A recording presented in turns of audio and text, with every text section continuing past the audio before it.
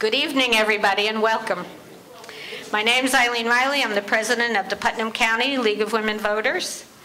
The League is a nonpartisan, grassroots political organization working to promote political responsibility through informed and active participation of our citizens and government.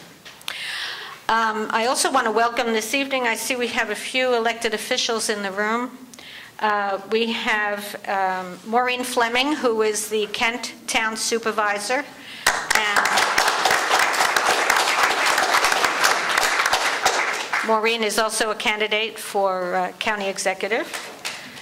We have Lynn Eckhart, on the Town Council of Southeast.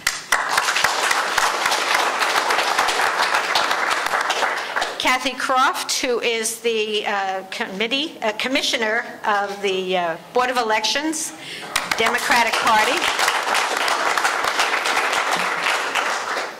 And last but not least, our newly elected Sheriff Langley.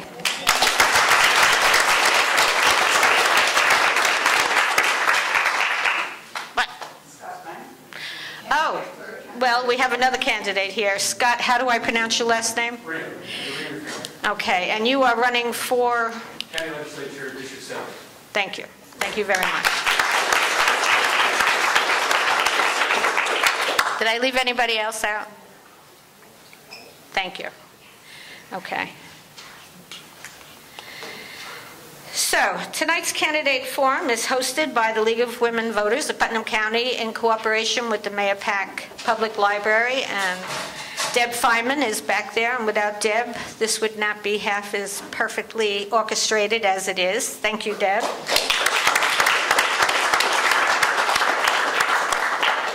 So, thank you for coming tonight to participate in our candidates forum for the two Democratic candidates who will be running in the upcoming primary election for Senate District 40. District 40 encompasses the Putnam County towns of Carmel, Southeast, and Patterson, as well as towns in Dutchess and Westchester counties. Candidate forums, as you all know, are an important part of the democratic process. The candidates present tonight gives us the opportunity to meet them and to ask our questions and learn what it is they plan to accomplish for their constituents should they be elected to the New York State Senate. If you have not already done so, please write your questions on the index cards that were handed out when you arrived. There are additional index cards right in the room here by the door with pens, index cards. And when you finish writing your questions, there are people, men, walking around the room. Dave, Henry, raise your hands. Just raise your hand and they will collect your card with your questions on it. You are reminded that your questions are to be relevant to the position sought by the candidate and are not to be of a personal nature. I already said this, give your card to somebody in the room. Additional cards are available and will be provided. All questions will be read to the candidates by the moderator. Okay, I just want to mention that we have two general election candidate forums coming up. October 18th will be in the town of Kent, and that will cover all of the candidates running this year. And the invitations to the candidates are going out August 31st. And we also have a second forum, which is October 22nd here, with Deb Feynman and the Mahopac Library. Both are at 6:30 p.m. Both are general election candidate forums. We'll have the county, we'll have the Senate, Assembly, County Executive, county legislators, 3 districts. Well, actually, one is running unopposed, so 2 districts. And Kent Town Council member. So now I'd like to introduce you to the moderator this evening, Ms. Catherine Daring. Those of you who have been to our forums before may recognize her. Catherine is a longtime member and former co-president of the League of Women Voters of Northwest Westchester, serving the towns of Bedford, Lewisboro, Mount Kisco, Pound Ridge, and North Salem. Catherine is retired from a career in banking, including a 10-year tenure as Chief Financial Officer of Provident Bank, now Sterling Bank, in Rockland and Orange counties. Since 2009, she has served on the board of directors of the Westchester Bank, where she is vice chair. Catherine is also a writer, and this fall, her first poetry book, Aftermath, will be published by Finishing Line Press. She is also the author of Shot in the Head, a sister's memoir of a brother's struggle. She is an advocate for better care for people suffering from serious brain malfunctions and/or substance abuse disorder, and is chair of the Communications Committee of the National Shattering the Silence Coalition. So please give a warm welcome to Catherine Daring.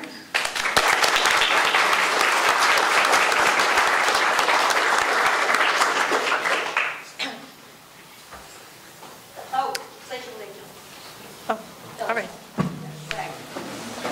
Is there a flag?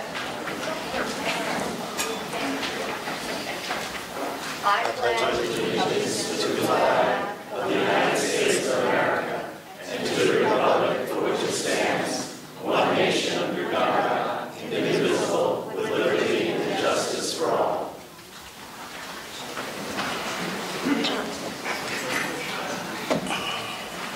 Good evening, everyone. It's nice to see a nice big crowd.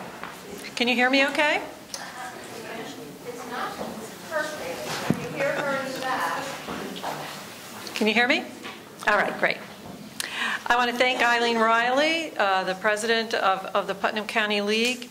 The Putnam County chapter of the League of Women Voters is I think it just had its 10th anniversary. So they've done a great job of serving the residents of Putnam County, I think.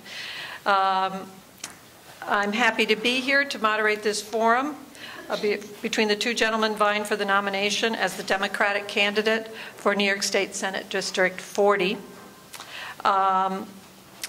If anyone still has a card that has not been collected for the question and answer period, now's your last chance to hand it in. All right.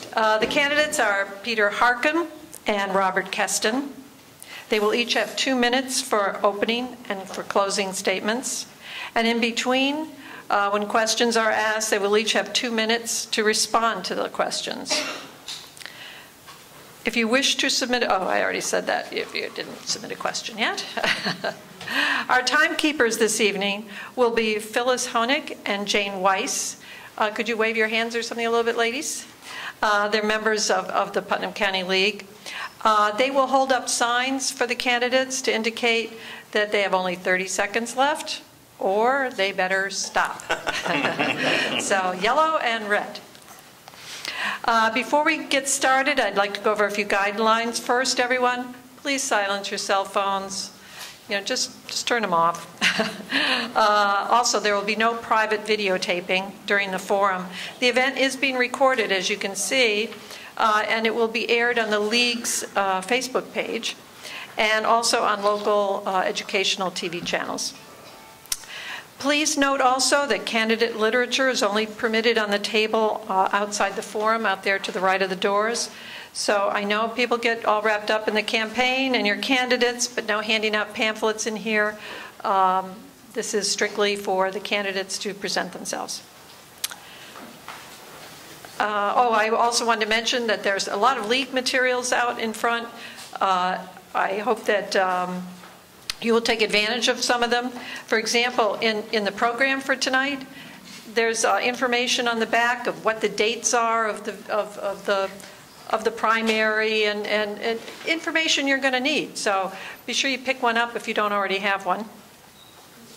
And there also may be applications to join the League. I'm always encouraging people to join. And as you can tell, we have some male members of the League. We really should change the name of the League. We actually had a vote in Washington, D.C. to see if we should change it from League of Women Voters to just League of American Voters or something, but it didn't pass. All right, now to the forum. Straws were drawn for who would go first, and it was determined that Mr. Kesten would present his opening statement first, and then after that we're going to rotate the order in which the candidates answer. So we'll begin with our opening statements. 2 minutes, gentlemen, and Mr. Kesten, you can begin. I'm not going too far. We're all taped up. First, thank the League for doing this, and thank you all for coming. It's August, everybody's on vacation, but you thought this was important enough to come, and I, for one, really greatly appreciate that. I started running for office not because I thought that I would ever be a candidate. I never thought I would. But I went to our state senator's office and found that he had no position on health care, and he had no position on education, and he had no position on energy. And this was really startling to me because I've worked in Washington, I've worked in Albany, I've worked locally, and so I was surprised that someone who'd been in office for 3 years would say that they had no position on the issues that were of vital importance to all of us.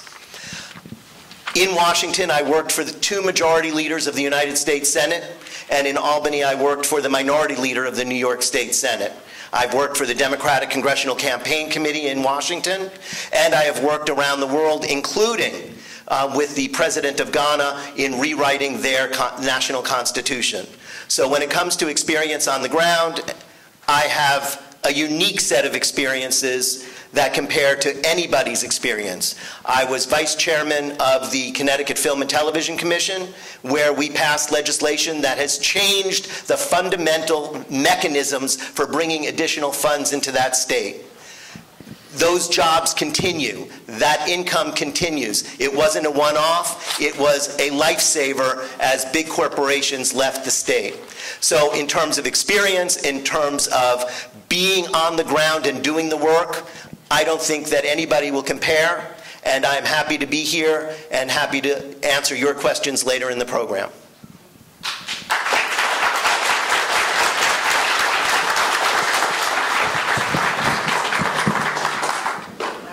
Harckham. Thank you. Good evening, everybody. It's a pleasure to be here, and many thanks to the League for arranging this beautiful venue. As a former 4-term Westchester County legislator and 2-term majority leader, I could not sit idly by while Donald Trump's acolytes in Albany and his enablers block progress and opportunity for New Yorkers across the state. The New York State Republican majority has abdicated their right to lead. In our first 30 days, we'll pass the Reproductive Health Act, the Child Victims Act, and the Red Flag Bill. In the first term, under Andrea Stewart Cousins, her leadership as the majority leader of the Democratic Conference will pass New York Health Act, will pass election reform, solar energy and renewable energy. We will increase those goals across the state. And I will personally focus like a laser on our downtown main streets where our family businesses are struggling to compete with the online retailers and with the big box store chains that Terrence Murphy seems to love so much. Going into this race, it's not going to be easy to defeat Terrence Murphy, and I believe experience matters. I turned a red seat or a Republican seat and I flipped it blue when I ran, and I held it 3 more times during the height of the Tea Party. We also passed a lot of progressive legislation during that time, building the needed coalitions to either block Astorino's extreme positions or to pass progressive legislation at the height of the Tea Party era. So I think experience matters. I'm thrilled to be here. I look forward to your questions and a very robust discussion. Thanks so much.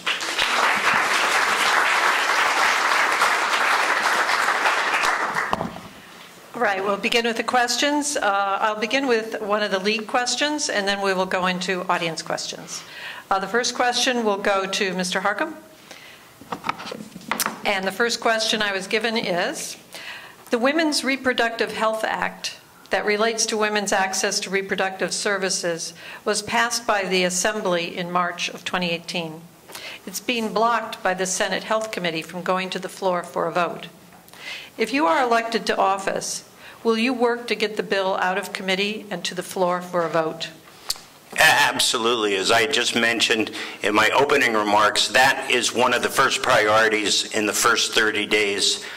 We need to, especially with the threat at the Supreme Court now, with Donald Trump putting his stamp on a conservative Supreme Court, the threat to Roe v. Wade is is real. You know, we never thought we'd see this in our lifetime, and we do. So what we need to do in New York State law is to codify Roe v. Wade, codify best practices in the healthcare, and get it out of New York's criminal code and into the health code. So absolutely, that's one of my top 3 priorities in the first 30 days. Mr. Kesten? This is an issue that I take very seriously. Back in the 80s, I was on Lower Lexington Avenue at a Planned Parenthood where I wore one of those colorful vests and escorted people into the chambers because they had to go through a gauntlet of people who didn't want them to get reproductive health care.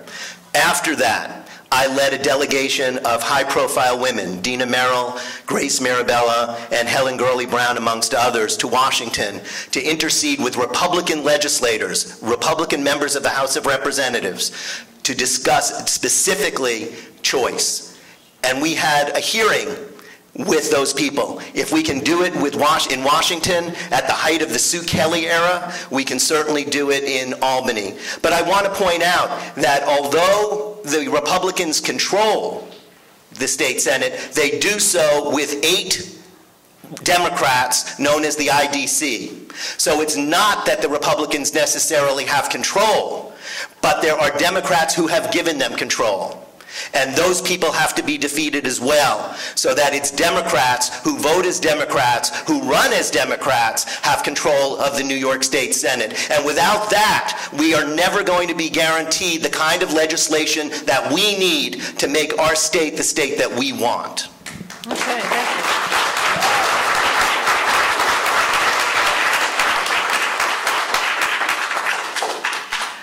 I appreciate the enthusiasm, but we'd like to keep the applause at the end, okay?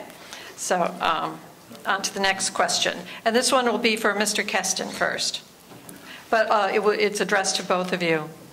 Why do you believe you have a stronger and better chance to defeat Murphy? Do you have support that your opponent does not have? Okay. I have been running now for about a year. In that time, I have traveled this district up and down. I've held 8 town halls. That's 8 town halls more than Terrence Murphy has had in his almost 4 years in office. I have met people in each town, each village, and each city. In addition to that, we have the endorsement of a majority of the Democratic committees of 3 counties, and we have the endorsement of every indivisible group that endorses in this district. That has given us a bulwark of supporters so that when we do something, the people come out. I think that the people of this district, and I've been in this room numbers of times with Putnam progressives and other groups talking about human rights and other important issues, building on that framework of people that will support us. So yes, we had more money in the bank at the last filing. We have more people on the ground. 80% of our contributions come from people within the district. That's pretty impressive if you look at other people's filings in other offices across this state. So I believe that we have the people. People translate to votes. We have a tremendous ground game, and we are building coalitions with individuals and organizations on issues so that when we do go against Terrence Murphy, we will already have in place the people that we need to make legislation pass when we get to Albany. Okay, thank you.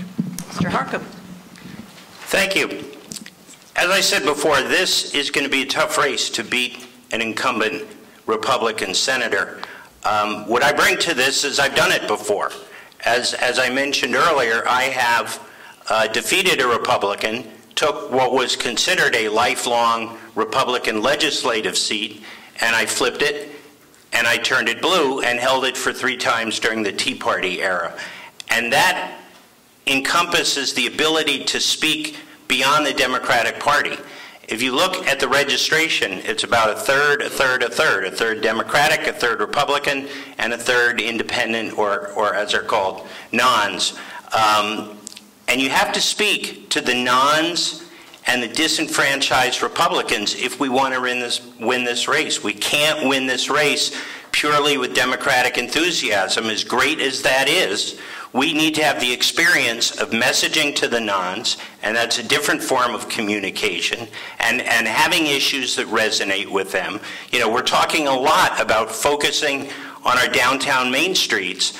That's an issue that resonates with Republicans, independents, Democrats, because there's not a municipality or a village in this district, in Putnam, Dutchess, or Westchester, that doesn't have for rent signs in a lot of the storefronts, because our mom and pop stores cannot afford to compete. So those are the kind of issues. While we push our progressive agenda, we still need to give some bread and butter to the nons and the disenfranchised Republicans, and I've done that successfully for 4 terms. Thank you. Okay, thank you. Mr. Harckham will go first on this one.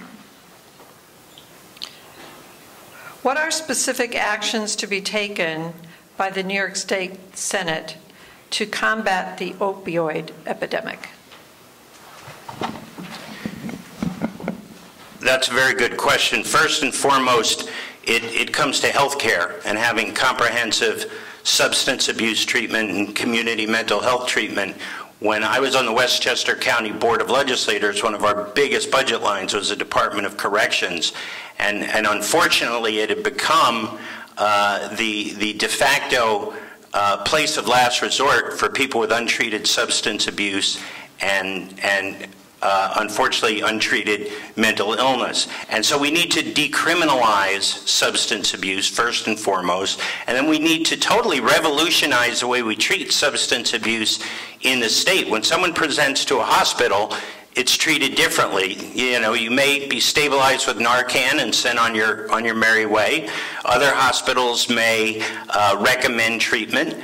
But if you break your arm and you go to the hospital, any hospital in the state, it's the same procedure. And we need to do that for substance abuse. Oftentimes, cases are missed. Someone may come in with a broken ankle, but it was really because they were high that they fell down the stairs. That was the underlying issue. So we need to really revolutionize the way we treat substance abuse in the state, starting with insurance, so everyone has the same high quality insurance, that they have detox, they have rehab treatment, and they have aftercare, because that is so critical.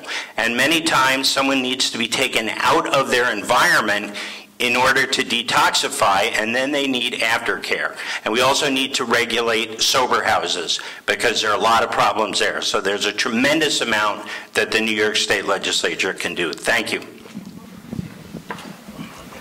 Mr. Kesten, same question. This is an area that I know a little bit about. When I was growing up, my mother ran the only drug rehab program in Westchester County called CAGE. So for me to spend time with my mother, I used to go to the group sessions at night, and I grew up with a bunch of junkies. Some days they were there, some days they never came back, some died. So I'm well aware of the problems that we face, and I'm well aware that although Mr. Murphy claims this as one of his priorities, it's done ass backwards. One of the most important things we need to focus on is prevention. If we don't look at the causes, we will never solve the problem. Treating is essential, and there need to be hospital beds, and there need to be protocols, and there need to be programs that people can go into so that they're not left to their own devices until they get the help that they need. But most importantly is to try and stop this before it becomes a problem. We have a tendency to wait until there's a crisis. Now we have an opioid crisis, something that could have been and was recognized a generation ago. It's not too late to stop that. We have looked at smoking, we have looked at drinking, we have looked at other issues of addiction and understand what the protocols are for prevention. We've done it with obesity and other forms of addiction.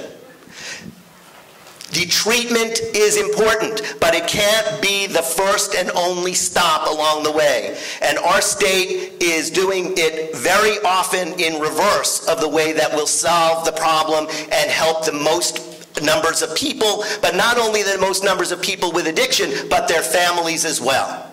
This is something that touches not only the person who's addicted, but every member of their family. And that's why it is important to stop it before it starts. And we can do that with education. We can do that with additional resources. So thank you. There's a second question here on the same topic, so I thought we'd just cover it now. And Mr. Kesten will go first. And I would like to remind both candidates that the first question said, what would you do in the New York State Senate to help resolve the issue? And this is sort of the same thing. Would you support legislation to fund recovery programs for people dealing with substance abuse disorder? And Mr. Kesten can go first. Yes, of course we should fund some of those programs, many of those programs, but we should do it differently.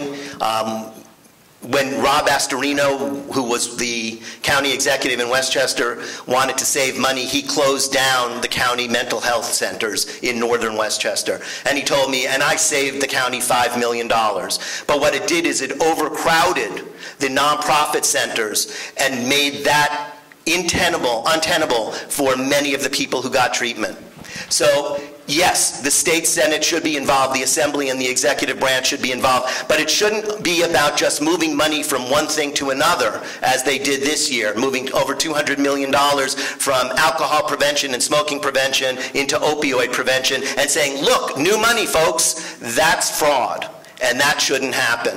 So yes, we should definitely put money into it, but we also have to look at the investment that we make in prevention so that this isn't the only thing that we're doing, because prevention actually reduces the need for all of these other treatments. Thanks. Yes, absolutely we would, because as I said, we need to reinvent the way we handle this crisis. And yes, education is certainly a key component, but when you're dealing with addiction, the disease is more powerful oftentimes than education or outreach, as effective as that can be. And so when someone is addicted, whether it's alcohol or whether it's opioids, we need to change the way that we provide treatment, the way we recognize treatment. You know, most people in medical school get 12 hours of training on substance abuse. And this is a disease that kills folks. And so we need people in emergency rooms who recognize the signs and the symptoms, and then we can get people into protocols that we know that work, into treatment that we know that work. Unfortunately, that's going to cost money, and we need to find the resources. We lost, in the United States, over 75,000 people last year to opioid overdose. 75,000 people. It's mind-boggling that we're not devoting more resources to treating people. Yes, education. Yes, outreach for prevention.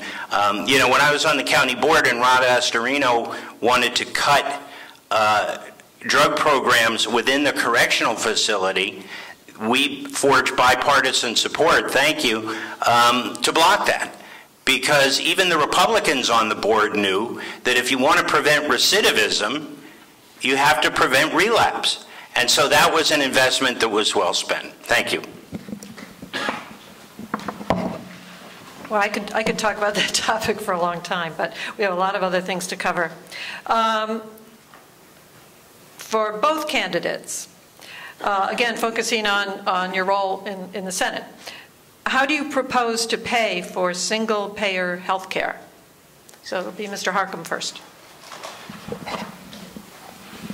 Sure. There are several mechanisms. First, we need to roll in the funds of current Medicare, Medicaid, and other federal dollars need to be rolled in. And then the payroll tax, and then things like dividend tax and the highest net worth individuals. People in the top 1% just got 80% of a $1.2 trillion tax cut. I think they can pay a little more. Universal health care will save money. We will be shifting where that money is paid from, but studies have been done, the RAND study and several others, that this will actually save money. It will lower prices.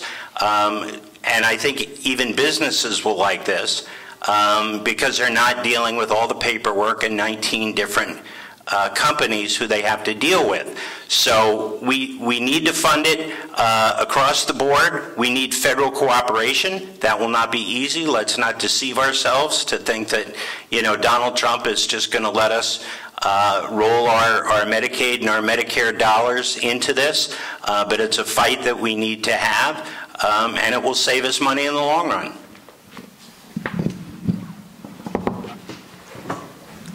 As Pete just said, the truth of the matter is we don't know exactly where that money will come from because the federal government has already said that it will not allow us to roll over. Therefore, there has to be an immediate task force that's put together at the Senate level to start looking at a revitalization and a change in our current tax policies and a set of priorities so that we know exactly what our state government is for and against. I still remember vaguely in 1961 when John F. Kennedy said, we're going to put a man on the moon. And many people said, oh, that's too expensive. And then going further back, which I do not remember myself, FDR said we're going to have Social Security. And even to this day, people say that's too expensive. It is a matter of priorities. And New York State is wealthy enough, if we believe that health care for all is important. And the New York State Senate, working with the Assembly, which has passed this legislation 4 times, are certainly capable of getting a bill and getting a law on the desk of the governor that will serve all New Yorkers and serve them well, making sure that nobody in this state goes without the care that they need when they need it. Thank you. All right, thank you. This one's a little longer question, and Mr. Kesten will go first on this. Your thoughts and positions on mass incarceration, mandatory sentencing, 3 strikes and you're out, and the fundamental racist nature of our criminal justice system, given that people of color are disproportionately imprisoned for the same crimes committed by all.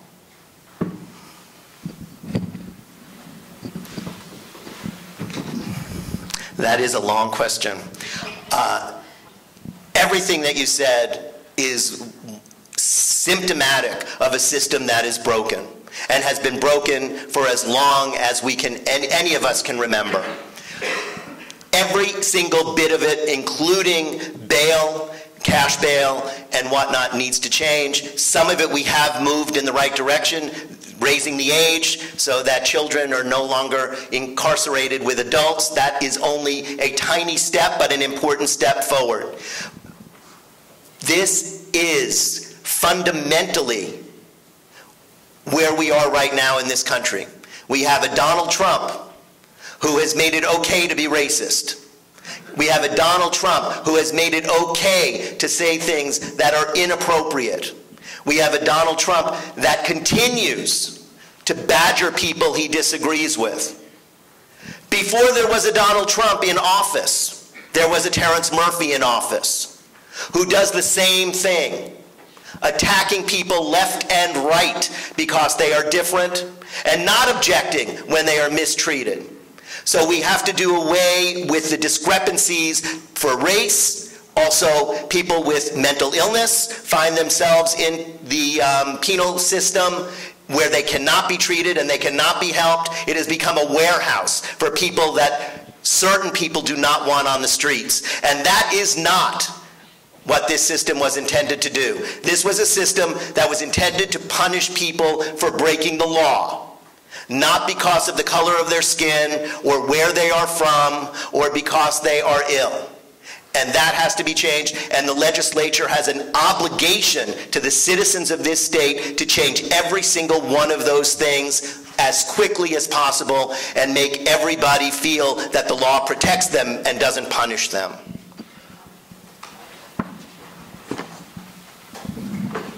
Yeah, that's really comes to an issue of our values. We talk a lot about Hudson Valley values when we're out meeting with folks. And when Donald Trump ripped children away from their parents, they were staying right in Lincolndale, is where they were housed, which is literally a walk from Terrence Murphy's house.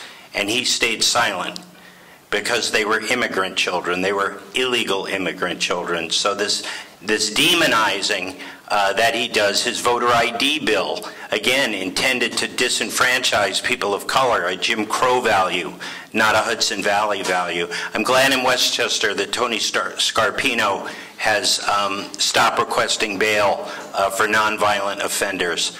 This is something that we talked about in the legislature years ago, because when you have somebody going to Rikers Island, for instance, for first-time supposed offense for stealing a backpack, and he's kept there for 3 years and tortured and raped, and when he finally gets out as an innocent person, then commits suicide because he's so traumatized, that, as Robert said, that's not what our system was intended for. We spoke about this earlier, the need for universal coverage for substance abuse, for mental health care, because I saw our budgets blossom. It's a human rights issue for sure, but it's also a tax issue. You know, we're paying to warehouse people, and you remember when Ronald Reagan ended federal funding for a lot of the community health programs, we had an explosion of folks on the street untreated. And we need to get back to thinking about folks who are less fortunate than us, that we do have a safety net in this state, and we need to, and I think another good step is the bill on prosecutorial misconduct. We have a lot of good prosecutors, but we know some people have been put away falsely. Thank you. All right. A little different kind of question. You mean a happy one? Just a little more straightforward. So Mr. Harckham will get this first. I shouldn't have sat down. No. Road salt has been a problem with many wells, home, business, and school.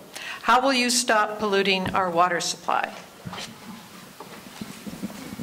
Thank you. This is an issue I worked exhaustivically on when I was in the county board, because my whole district was in the watershed, and it is also a microcosm of the Senate district was in the watershed. So there are two issues. One is road salt. We worked with DOT and the local municipalities that they can now take the temperature of the road and they can use much less salt. So at least the municipalities that I dealt with in Northeast Westchester and DOT, there was a task force and they all had this latest technology where you can measure the temperature. The other one is phosphorus that comes from generally failing septic systems is the #1 source, and the other is from indirect runoff or stormwater runoff. And the DEC mandates are into the hundreds of millions of dollars for the municipalities in the watershed. And so we came up with a bubble compliance program that we negotiated with DEP and DEC. And we also came up with a very innovative septic inspection program to address the mandate, but take the burden and the cost off the municipalities and save municipalities hundreds of thousands of dollars. So I probably spent 50% of my time on watershed issues, and I think the next senator, whether it's Robert or me, will have to spend an equal amount of time on these issues. This is an extraordinarily expensive mandate. The last numbers I saw 3 years ago for phase 1 were $500 million. And unless we work in a unified way, that's a big hit to the taxpayer.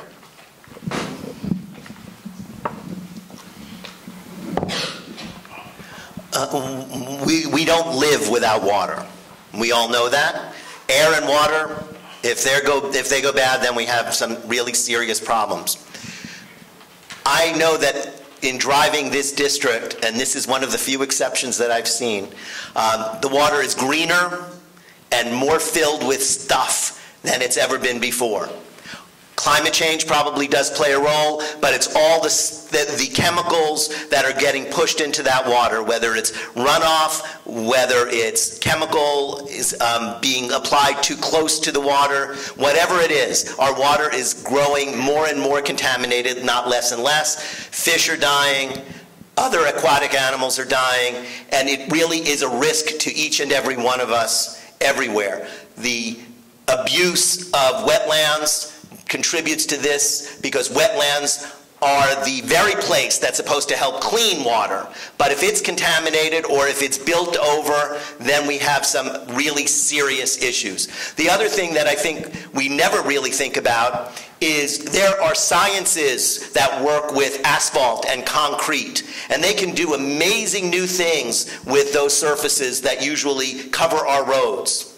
And if done correctly, we can probably have, in a very short period of time, new concretes and new asphalts that would help melt snow and ice, help get that water to go down into the system rather than run off on the sides, and that probably could help us enormously, and it might cost more to put it out, but in the long run it would save us probably billions of dollars in longevity of the roads and better usage of the water system.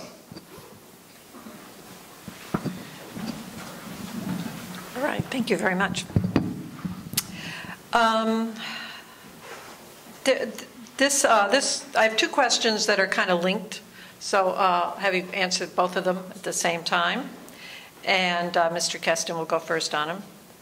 The first question is, will each of you support the winner of the primary if you do not win? And the second question is, which is related to it, I think, you both have other ballot lines beside Democratic, right? If you don't win the Democratic primary, will you still be in the general election on your other third or fourth party lines? How will you avoid splitting the vote? So I guess we'll go first. This one is really short. Yes, we have said time and time again that we will support the winner of the primary. The purpose for all of us is to defeat Terrence Murphy, not to defeat each other. That is a foregone conclusion, I think, from the very beginning of this race. As far as other lines, I got none. I'm going for the Democratic line. That is all I intended to go for. That is all I have tried to go for, and that is what I am going for.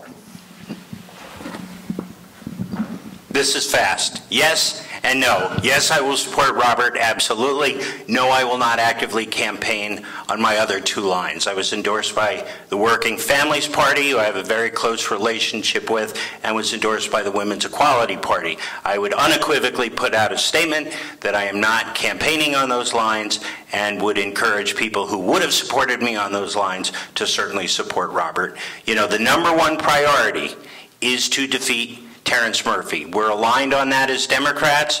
I think we're aligned 99% on our values and our policies. We're having a discussion about who the messenger is, but at the end of the day, if it's Robert, I'm going to be at his side, and if it's me, he's going to be at my side, and we hope all of you are with both of us in this mission to turn the Senate blue. All right, thank you. We'll have another election campaign question here. Which elected officials have endorsed each of you? So you get to go first on that, Mr. Harckham.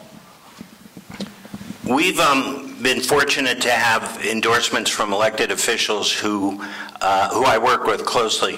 Former Congressman John Hall has endorsed us.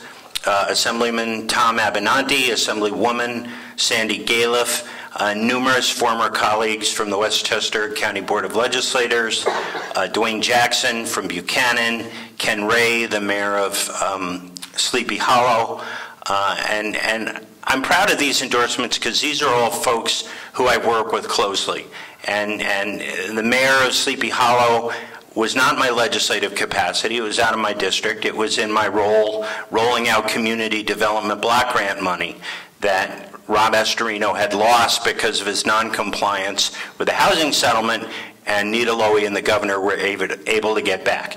And he asked me to help him roll that out. So I worked closely with Sleepy Hollow and got to understand what their needs were. Former Congressman John Hall, I was proud to say I literally stood with him on the Affordable Care Act, and when these screaming lunatics at a town hall were just shouting at us, I think that was the only time in my public service career where I actually had a police escort. So, so I value that from John. And it really is about working closely with individuals and finding out what their needs are and how you can help. So thanks.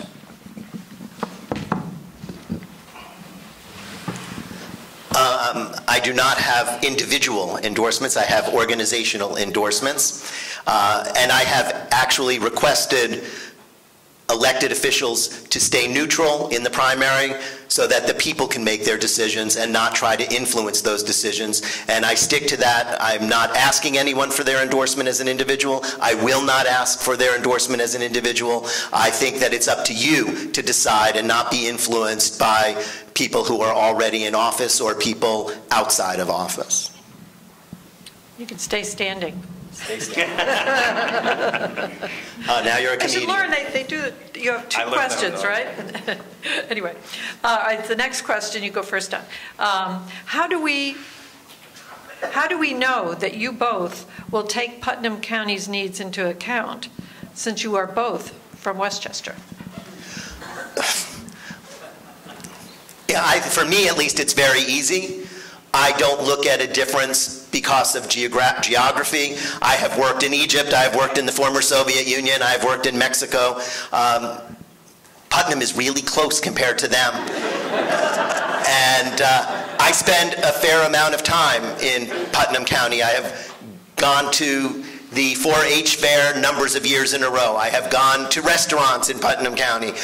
Putnam County is my backyard. So for me, there is no separation. And even Dutchess County, the little bit that we have, there are some good restaurants in Pawling. There are some fun places. And in fact, in Putnam, our gardener is in Patterson, so we used to hang out up there. That's where our Christmas trees came from. We did them live with the big ball, and I've got 2 trees in my backyard that are bigger than my house. So Putnam County is exactly like home. I don't think that there's at all a difference, and I enjoy the beauty that is Putnam County every single day that I'm driving around.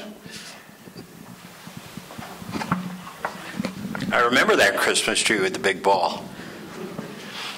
I've already worked with officials in Putnam and Dutchess, as I referenced before, the watershed issues, that bubble compliance extended through Westchester and Dutchess. So with the formulation of the East of Hudson Watershed Corporation and on the septic management plan and the negotiations, these are very year-long negotiations with DEC, DEP, Westchester County Board of Health, Putnam Board of Health, very complex negotiations. So I've done a lot of work. I also have an understanding of what some of the economic development needs are, having spent 3 years as a liaison to the Mid-Hudson Regional Economic Development Council, which is why we're focusing on downtown main streets in Putnam and Dutchess, because they're having the same issues that we are in Westchester. And yet there are some different issues that we need to be cognizant of. Agriculture, you know, really starting north of Route 35 is where the agricultural corridor starts. And I was one of the co-sponsors of the recertification of the Ag District in Westchester County. So we worked very closely with state officials and county officials on things like allowing farmers to farm and preserving farms within our suburbs. I think that's, you know, the encroachment and the cost. So things like purchasing development rights so families can stay on their farms and continue to farm are really crucial as we move north.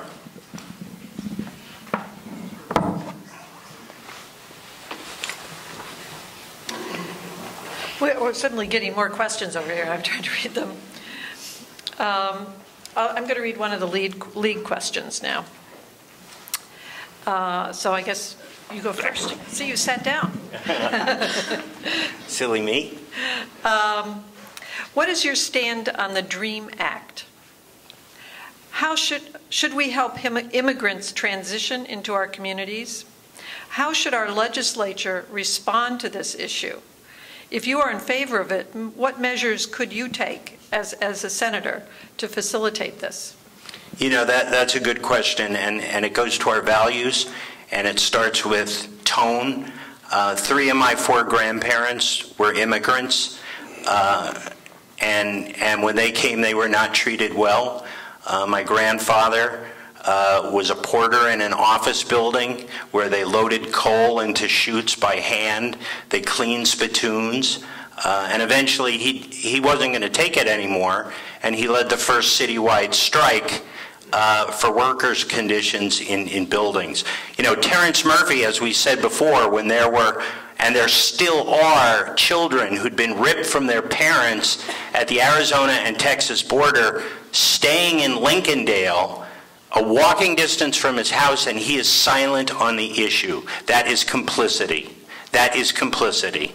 So we need to start with the tone. We need to start with our values. And yes, I support immigrant children. And by allowing them to have access to economic resources to attain the American dream is a positive thing. I support that. I support driver's licenses.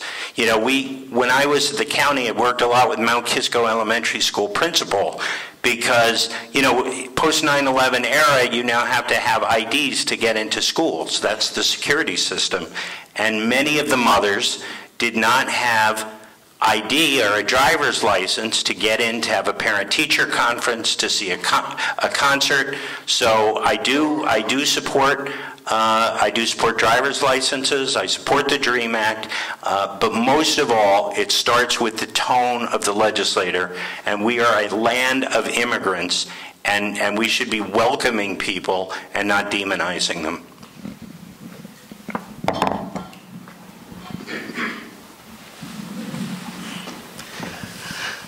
I think that when you think of Sergey Brin, who started Google, and when you think of the guy who started Chobani Yogurt, you understand the value and the importance of immigrants coming to this country. The DREAM Act gives people an opportunity to contribute to the United States, not take something from us. They add value at every single level. They go to college, they go into the professions, they become the doctors and the lawyers and the teachers of the future. This is vitally important, because when you look at each generation that has come from somewhere else, you had the Jews who gave comedy, that was followed by the Hispanics that gave comedy, that was followed by the blacks and this group and that group and women, and comedy is this great thing that shows us the value of immigration in our society. It changes our culture. What is the #1 condiment in the United States today? It was ketchup. It's now salsa, and thank goodness for that. You know, so when it comes down to the values that we get from this law, it far outweighs any of the negatives. I too agree with driver's license. I mean, it's a safety issue, it's an ID issue. Just because you don't have papers doesn't make you illegal. People are not illegal. People are human beings. And 70 years ago, this year, Eleanor Roosevelt presented at the United Nations the Universal Declaration of Human Rights, which starts with all people are created equal. All people, not all men, not all women, all people. And that is the very foundation that this country should be looking towards for the future. And this is one way to do that successfully. We need to approve the DREAM Act ASAP. Next question. Oh. Learning. You both have a common opponent, Terrence Murphy. How have you and your campaign been effective at taking him on so far? What we've been doing to be effective against Terrence Murphy is we have been organizing people and organizations around issues that we know Mr. Murphy is just not very good on. So reproductive rights, contraception, guns, and health care are three of the primary issues where Murphy has absolutely failed his constituents and continues to fail all New Yorkers. By building those coalitions, we have an army of people. So just this past weekend, we had a rally on reproductive rights, fighting Kavanaugh, and calling on the governor of the state of New York to have a special session of the legislature where we can insist that this issue be taken up. Healthcare, reproductive rights are issues that must be addressed now, because if they're not addressed in a special session of the legislature, that means in January, when the new legislature comes into office, the whole process has to start all over again. Everything has to be passed in the Assembly again, and then run the gamut of the Senate. If they go into special session now, and that legislation is considered, only the Senate has to vote on it, and it will end up on the governor's desk before January 31st. If that happens, I am confident that the governor will sign it, and we will have reproductive rights out of the criminal code and in the health code. We could have health care, we can have voting rights, and we can certainly make sure that children who have been abused when they reach adulthood will have their day in court. Nobody should be denied that. Thank you. We actually called for the Senate to go back in session, I think, 2 months ago. So we have been there on that issue. I think the reality is, though, and the governor knows this, and Flanagan has said this. You know, Flanagan has said we're not going back to session, we're not taking up these issues. So that's why we're running for election right now, to replace Flanagan and his crony Terrence Murphy. And we have taken Terrence Murphy straight on.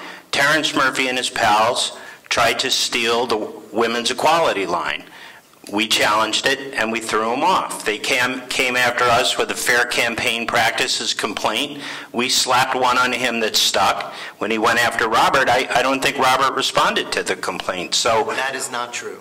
Okay, all right, I'll take that back. All right, I'll take that back. We also called for the special session many months ago, before you were in the race. So what you need to do with the bully is you need to take them on head on, and that's what we've done. And we will continue to do. That's how our campaign is set up in terms of structure, in terms of staffing, and we are going after Murphy in the press, we're going after Murphy on the ground, and we're going after Murphy institutionally. And I apologize if I misspoke. Thanks. Yeah, you can stay standing, and I'll give you a chance to follow up on that last one. It's a good time to do this question.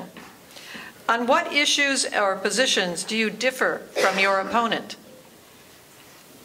You know, I don't know that there are necessarily perhaps issues that we differ. I am focusing on, in addition to the big issues, I'm focusing on things like economic redevelopment, because it's so vital to property values, it's so vital to employment, and it's especially vital to our family businesses. And that's not necessarily a liberal issue or a conservative issue.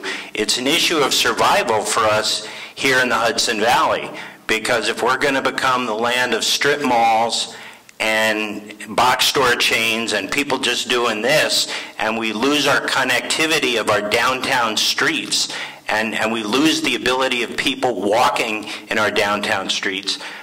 Once you get north of Mount Kisco, there are no sewers in many places. So, for instance, two of the anchors of economic revitalization are housing and restaurants. But if you can't get a water permit from the Department of Health because you don't have septic capacity, you know, that is inhibited for years, for decades, economic revitalization north of Route 35.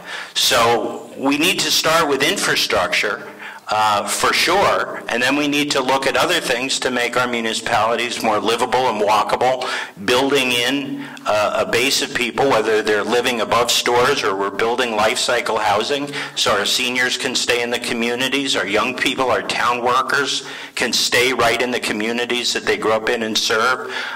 So that's going to be a big focus of mine, yeah, thanks. I'm glad you brought that up because we did a town hall on just that, economic viability of small towns and villages and cities and infrastructure. So we did that probably 5 months ago. So we've been talking about those very issues for a long time. We also understand that Amazon is not going away. We also understand that the very fundamentals of what made a small town business district is not the same today as it was 10 years ago, 20 years ago, or 50 years ago. And communities are going to have to work together in order to find the tools that will work to make their larger communities successful. One great example was the movie theater in Pleasantville. That worked in revitalizing a town or a village in a town where restaurants came, where other stores came, because people were there. So not every town is going to have an art cinema. It just isn't going to happen. And if every town does have an art cinema, they're not going to work very well anymore. So we have to look at geographically what kind of businesses can work collectively, what kind of infrastructure is needed. We know that in many of our towns and villages, east-west travel is a problem. If you're in Peekskill and someone is going from Lewisboro, 35 is your venue. And that's not the best way to ultimately do business development. Yes, we have some good north and south routes, but we do not have good east and west.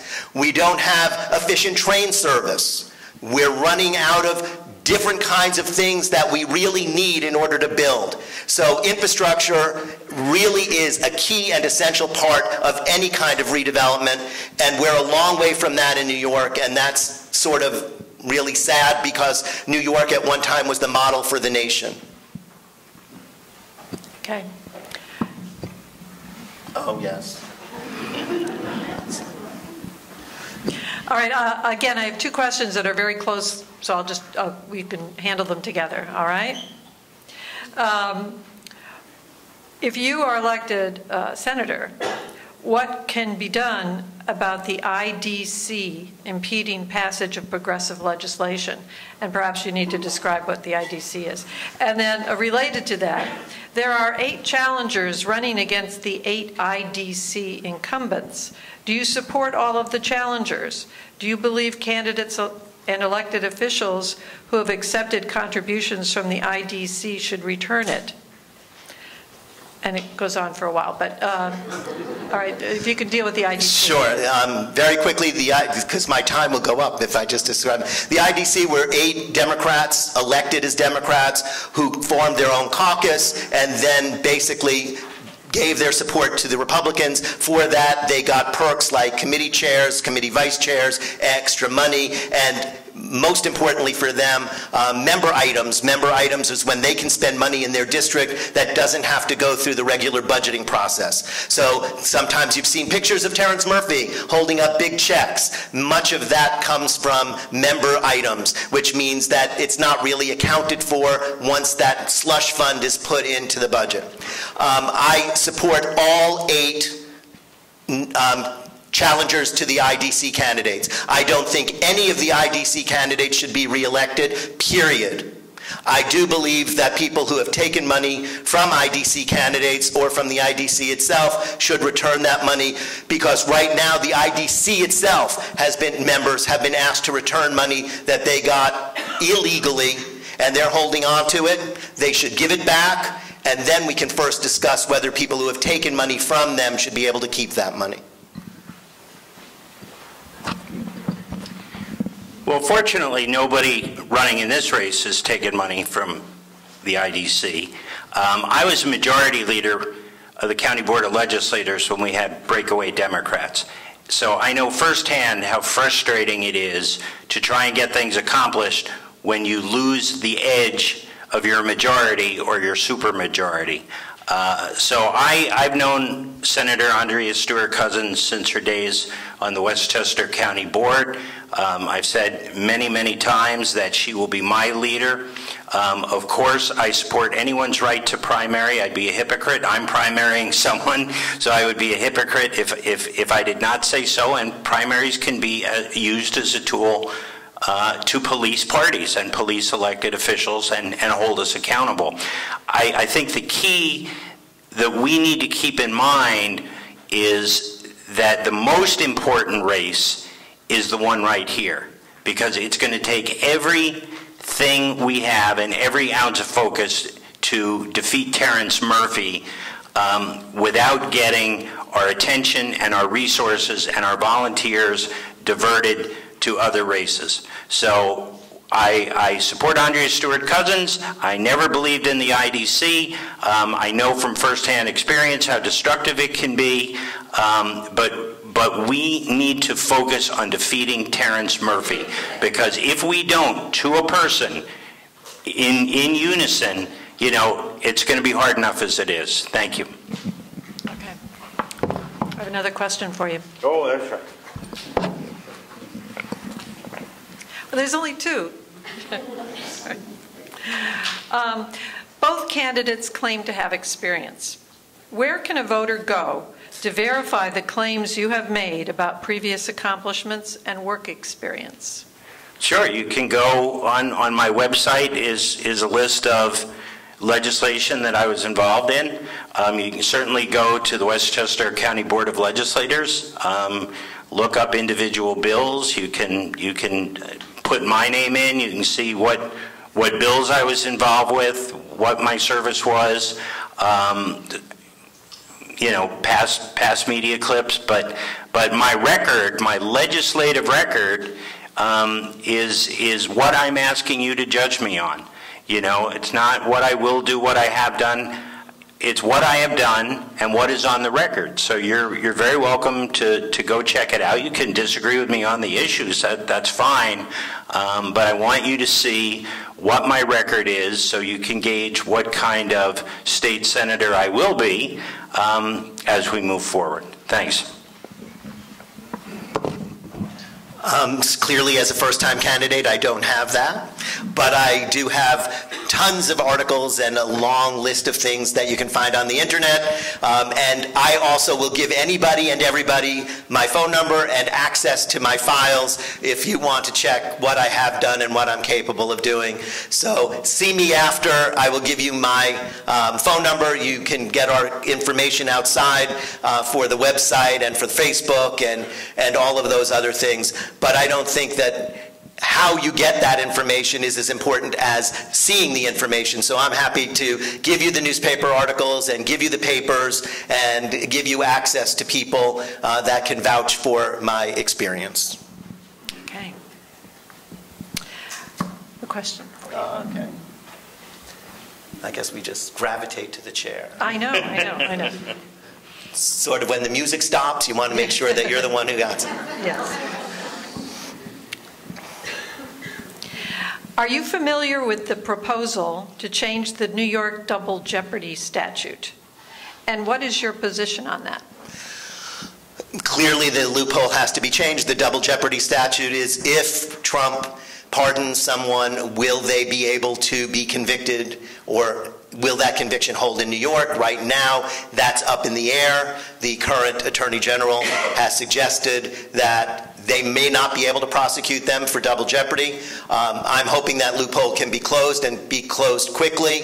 Not one of those people being convicted in Washington today, tomorrow, and yesterday should get off the hook because of a presidential pardon.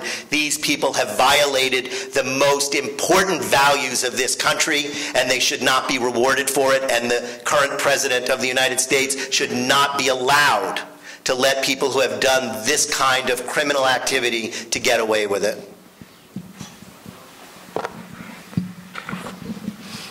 The answer is absolutely. We have a president who thinks he is above the law and has demonstrated time and time again that he's above the law and is willing to do things like pardon people who have no right being pardoned.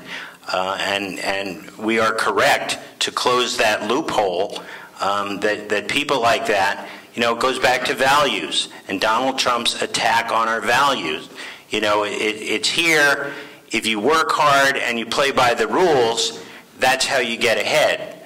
But with his crowd is if you lie, cheat, and steal, you deserve to get ahead, and then you deserve to get a pardon. And that's unacceptable to us, and that's why we need to close that loophole. Okay, thank you. Oh, I stand. You do. Let me see. All right. What can the New York State Senate, with the Assembly, do to protect the water supply to prevent something like Flint happening here?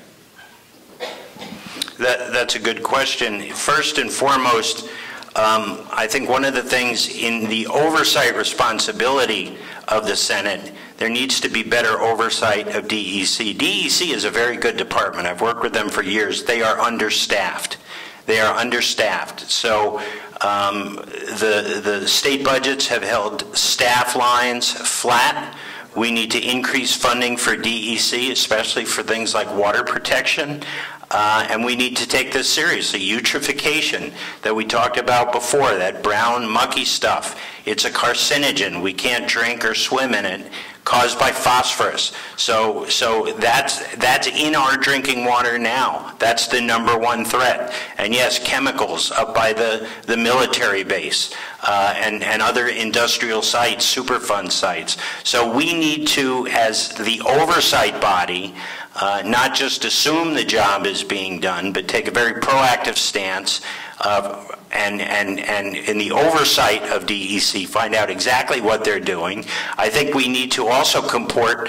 The federal government has just raised the standards for lead. I think ours are still one step behind. So in New York, I think we certainly need to aggregate the lead standings, and then and that's another major issue, especially for inner cities and older infrastructure. Lead in the water is poisonous. So increase DEC staff, increase oversight and regulation, and then understanding what the issues are: phosphorus, lead, chemicals from military bases and Superfund sites. Okay, thank you. One way we can clean water, and the state Senate can be actively involved, is the elimination of fossil fuels. Fossil fuels, whether it's in your car, whether it's heating your house, whether it's in the ground in a big tunnel, the pipelines, those things put pollutants in the air. Those pollutants end up in our water. They are a danger to each and every one of us for any number of reasons. And the sooner we eliminate fossil fuels, the sooner we will have cleaner water. Yes, the DEC has to do a better job, and to do that, they need funding and staff. There are other environmental organizations, both within the state government and independent, that also monitor. We have problems at the Westchester County Airport and other airports. Those airports very often are near waterways, and those waterways often have drinking water. We also have to deal with how we get rid of pharmaceuticals. Pharmaceuticals are found in the water supplies. That is a danger, especially a danger to children, who even small amounts of these toxic chemicals can have an adverse effect. So there are many things that we need to do, many things that we can do, but we also have to identify what those problems are. And as legislators, I believe it is incumbent on each and every legislator to make sure that the public knows what's going on, how it's going on, and what they can do and what the legislature can do in order to correct it. The more you know as constituents, the more you know as the public, the better your legislators will be. That will not change until you have the information you need to make intelligent decisions about your lives and that of your families. All right, thank you. And now we're going to have a league question for Mr. Kesten.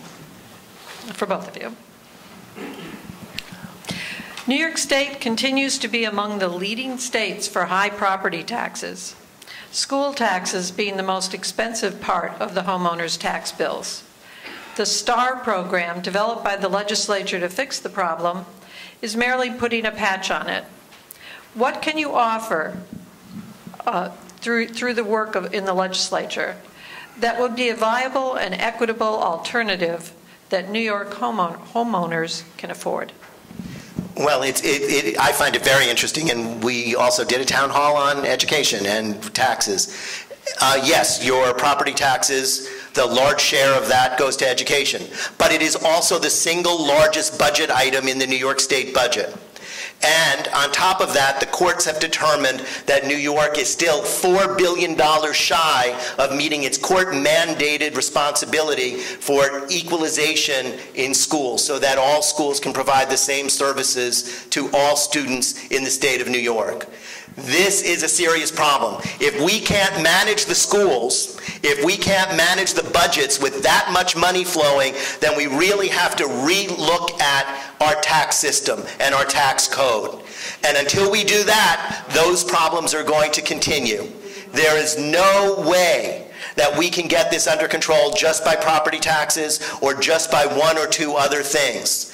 We have to do a complete look at the system as it is. That is unfair, it's not progressive taxes, and this keeps us from doing the economic development that we need. Right now, you can't age in place, and you can't move here if you're young because it's just too expensive. And in addition to that, with SALT coming off the table, state and local taxes, to a large extent, it makes it even more difficult even to refinance your home so that you can survive and stay in these communities. So our tax code in New York really has to be redone from bottom up so that it's progressive and that it is fair and just. And the people who don't pay, who benefit the most from this system, should be paying the most. Okay. Question about high property taxes. Yeah, this is a good question. In fact, this seems to be the #1 issue on people's minds in this area and has been for years. Certainly we need to take a longer-term look at the reliance on property tax versus a progressive income tax structure. Certainly the folks who just got the $1 trillion tax cut can afford to be paying more. Property tax is a regressive tax, particularly for people on fixed incomes who are retired. So we need to get away from that model of funding education. That will take time. In the shorter run, it's also about all of the municipalities and the levels of municipalities and sharing services. When I was a county legislator, we negotiated for over a year, and we finally were able to merge the Mount Kisco Police into the Westchester County Police. It saved the village of Mount Kisco close to $1 million a year, and it provided them better protection because the overnight supervisor, who in the prior case was sitting behind a desk because of the county command and control, could be out on the street. So we saved $1 million a year, and we got better police protection for the village of Mount Kisco. Now, does one police force work for everybody? I'm sitting with the sheriff, so I would not presume that we can do that everywhere. But those are the types of things that we need to look at in aggregate if we want to reduce the property tax burden in real time right now. Another option are regional courts. Many of our courts are only in session 1 or 2 days a week. We could share buildings, we could share administrative staffs, as well as DPW functions. There's a lot more that we could be doing in the short term while we work on the longer term tax overhaul issues. Okay, thank you.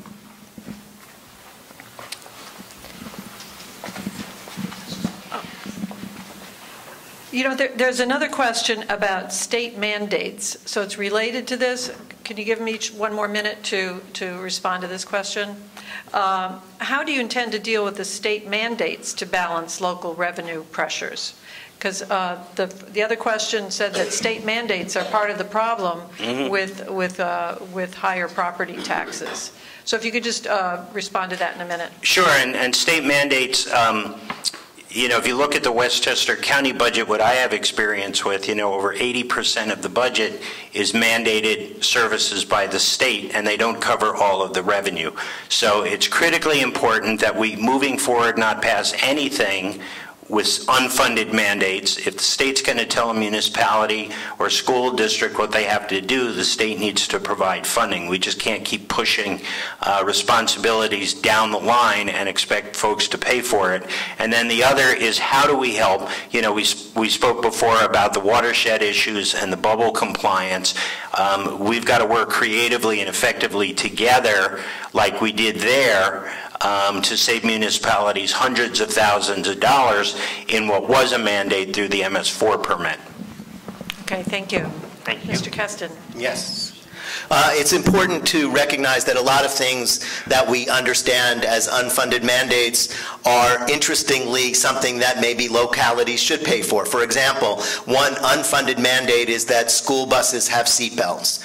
So towns already pay for, towns, villages, school districts pay for their school buses.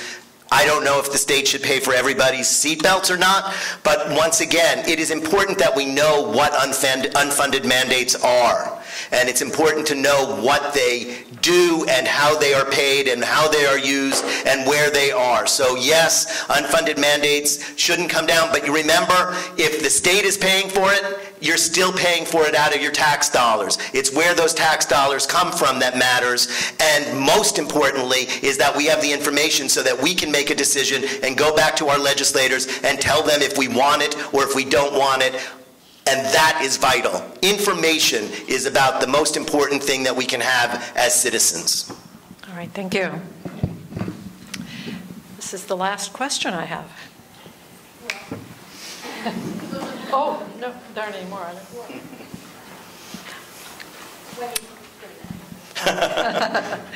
So much for the last question. This is the league, a league question. Should you win the general election, so you will be senator, will you hold regular town hall meetings to discuss New York State legislative issues? And will you keep lines of communication open with your constituents? I've already pledged to have at least 2 town halls every month if elected, and to be a full-time legislator. So the door will always be open as it is right now, and I think, as I said before, that my job as a legislator, first and foremost, will be to make sure that each and every one of you have the information that you need. I will never send out an email blast or a postcard that tells you how wonderful I am for signing on to legislation. I will tell you what is going on, how that law is being made, and I believe, and do fundamentally believe, that you are adult enough to see the sausage being made. You should know where the compromises are. You should know what's going on before it's legislation, before it's voted on, and we will have meetings and hearings on all of those issues because they are important to you, and what is important to you should be important to the person representing you in Albany or in Washington. When I was a county legislator, I gave my constituents my personal cell phone. They could call me anytime, any place, whether they agreed with me or not.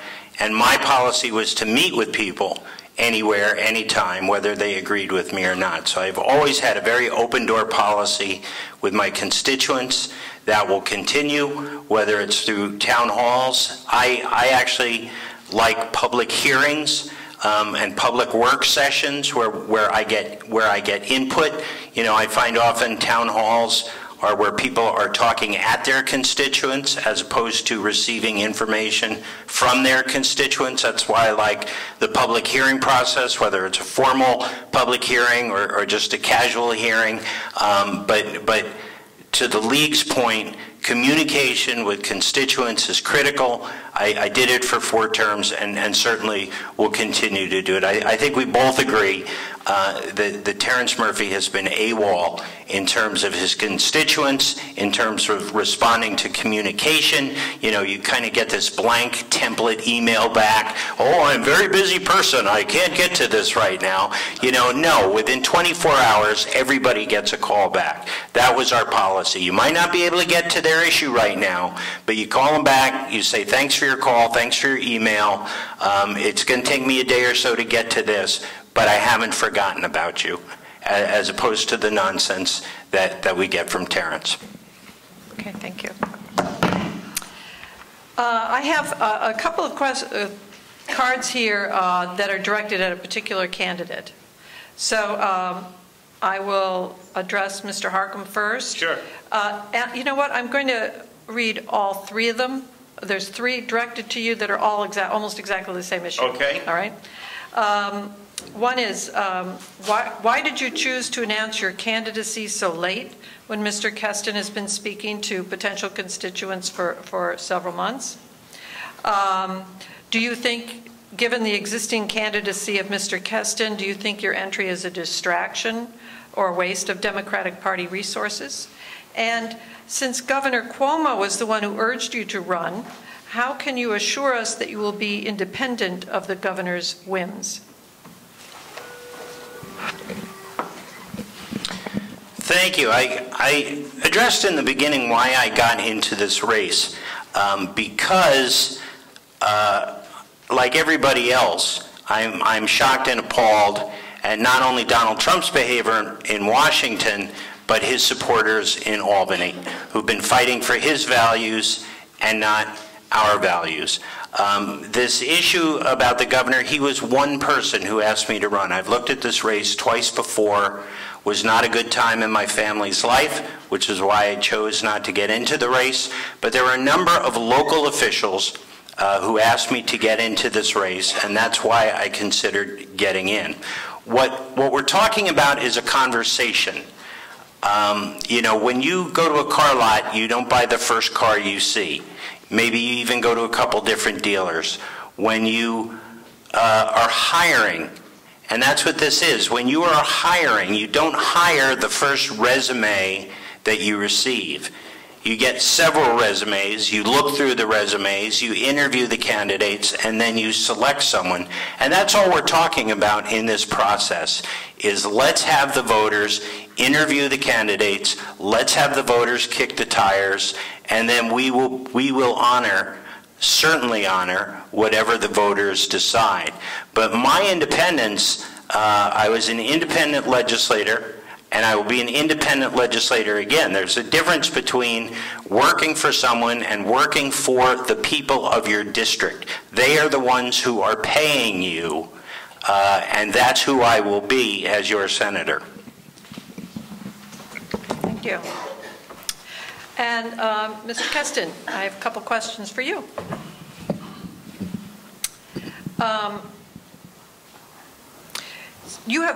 They're very different questions, so you'll have to answer them separately. You have publicly stated that you consulted the U.S. government on taking down the Berlin Wall. Never. Never. Just read the questions. Okay, that's just not true. Okay, all right. Good thing there's another question. What are your views on the IDC, the Independent Democratic Conference, and are there any implications of the IDC in your race against Mr. Harckham? I talked about the IDC already. Mr. Harckham has addressed the IDC. I don't think that it's my place to say what's going on in his head or anything like that. I will say, though, that Pete talked about kicking the tires for candidates, and I appreciate the fact that you contributed to my campaign twice, kicking the tires. So thank you for that. You're welcome. Is there another one? No, there's no, Okay. not for you. There's actually one more for Mr. Harckham. And then we're going to go into the final, the closing statements. Sure. Although, because there's more questions for him, you can also answer this one if you'd like to. Okay. All right. We'd like to keep it even, Stephen. Having so much fun answering all these questions. Mr. Harckham, although you claim you can pull the Republican vote, in 2010 at the state level, you lost to a Republican. Can you tell us how this time will be different? Sure. That was the absolute height of the Tea Party. And I was the canary in the coal mine, because right after that special election, we lost over 60 seats in the House of Representatives. So that was a different time. In fact, Democrats, if you remember, that was during the Espada scandal, and if you looked at the polling that we did right afterwards, you know, Democrats are normally here, Republicans are normally here. Democrats were all the way over here. Democrats were telling us at doors that they were not voting for Democrats in that special election. So it was a very different time. And after that, I continued to pull Republican vote. You know, let's remember, John Boehner said the other day, a couple weeks ago, there's no longer a Republican Party, only the party of Trump. So that leaves the former Rockefeller Republicans, who may be fiscally conservative but somewhat socially moderate. They're open, but it's the independents, it's the nons. Those are the folks who we have to, as well as keep our base enthused, we need the lion's share of those folks if we're going to win this election. And that's an economic message as much as it is a values message. It's really impossible for me to talk about his election from 2010. I will say, though, the person who did go on to win that special election was handily defeated by Terrence Murphy the next time around when he challenged Murphy in his first race in a primary for state senate. So the other good thing about that race in 2010 is the Democrats maintained a huge majority in the New York State Assembly and have always maintained that majority. So that district is now a Democratic seat, and the Assembly remains in Democratic hands. So I'm not sure if it was the Tea Party or what it was, but nonetheless, we are doing well. All right, thank you very much. So now we have reached the point in the festivities where we're going to have closing statements. So since I believe Mr. Harckham is supposed to go first for this, you will each have 2 minutes for a closing statement, and you can begin. Thank you, and thank you for a terrific job moderating. Very well done. You know, I think back on my time as a legislator, and I think of the couple whose house we were able to save from foreclosure because we had the foresight to start a foreclosure prevention program. I think of the woman whose son I was able to intervene with and help get out of foster care. And I think of during Superstorm Sandy getting a message on my Facebook from somebody saying, my father needs to get out for dialysis and his driveway is blocked by a tree. You know, it was my constituents that got me up each and every day and kept me going. You know, we can talk about all these big policy issues, but at the end of the day, this is a constituent service job. And that drove me every day, and I work 7 days a week. And that still drives me today. So whether it's fighting for our daughters and our sisters to have guaranteed reproductive health care, whether it's fighting for our kids so that they will have safe spaces in their schools and in their playgrounds, free from the scourge of gun violence, there are very important issues that drive me today, just as they drove me then. And it's about people, those people who I serve. And as we said before, this is going to be a tough election. I bring my experience, I bring my background, I bring my track record, and for that reason, I ask for your support, because the stakes are very, very high, and ultimately we want to beat Terrence Murphy, turn the Senate blue, and let's fight for Hudson Valley values and not Donald Trump values. Thank you very much.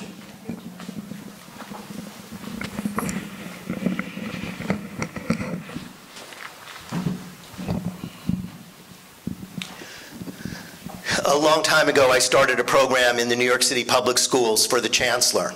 It was to deal with young people who were considered not helpable. We ended up with a young girl who went to Dartmouth. We ended up with a young boy who went to the Culinary Institute of America, all on full scholarships. We have 2 guys who graduated with PhDs and are now professors in Midwestern universities. I have looked at problems and looked at ways of dealing with those problems before they were crises. I did it without taxpayer money, and I did it consistently, whether it was in agriculture, saving family farms, helping young people get the education that they need so they could get out of poverty, working with women on reproductive rights, on education at every level, and even on governmental issues, not only here in the United States, but around the world. In today's world, where everything has become so small, it is important to have the experience of what's going on in Washington, where I have worked, what's going on in Albany, where I have worked, what's going on locally, where I have worked. I have spent the better part of a year meeting with people in every single town, village, and city in this district. That has really made me even more committed to take on this job, because I understand that I am like you, and that is the reason that I got into this race. Not to be better, not to have a title, not to look at it from us versus them. And that's why we have to get rid of the IDC, and we have to elect real independent Democrats who owe their loyalty to one group of people and one group of people alone, and that is you. Thank you. I look forward to your vote on September 13th and appreciate you being here. Thank you.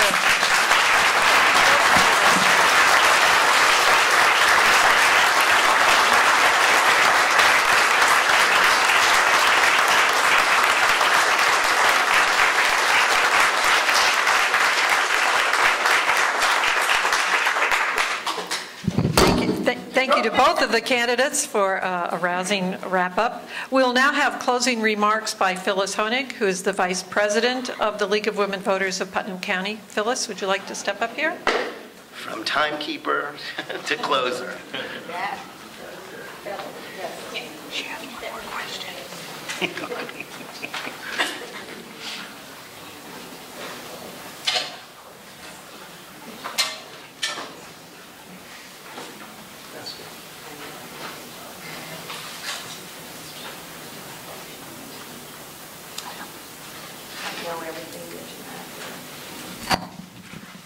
So, good evening. On behalf of the League, I wish to thank the candidates for accepting the invitation to our primary forum tonight. You guys really did a marvelous job. Thank you.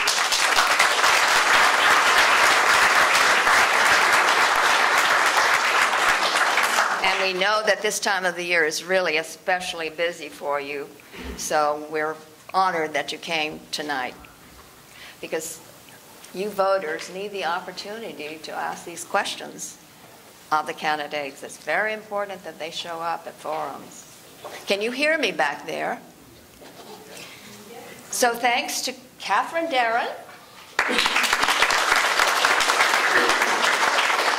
She's moderated our events before, and she never fails to do a very professional job, as you could see tonight. And we always ask for Catherine, and so far we've been very lucky. Thank you to Deborah Feynman. Where are you, Deb? Back there. It's Deborah's birthday. Think she deserves a round of applause?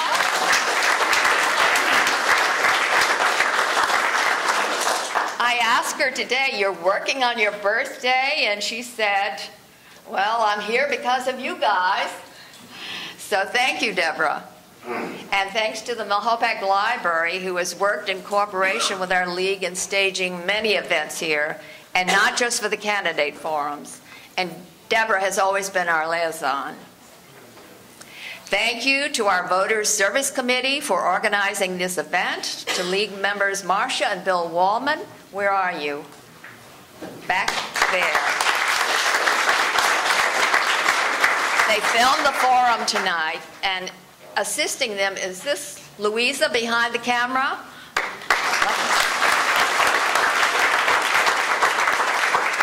And thanks to all the league members who helped out tonight. Without our members' support, we could not bring these forums to you. And of course, we thank you, the audience, for your participation tonight, and hope you leave here with a clearer idea of which candidate you will vote for in the primary election. Please keep your programs from tonight. It has the dates of our upcoming general election forums. October 18th is the Kent Firehouse, and October 22nd here in the community room. On September 13th, you will be asked to choose one of these candidates you see here tonight in the primary election, so don't forget to vote. The general election is Tuesday, November 6th, and if you have questions about where you vote or eligibility, call the Putnam County Board of Elections. The candidates have agreed to stay and meet with you personally. I think we asked you to do that, didn't we? I hope we did. That's my bedtime. So get something to eat or drink, but before you do that, I'm not sure what your note is about, so will you come talk about it?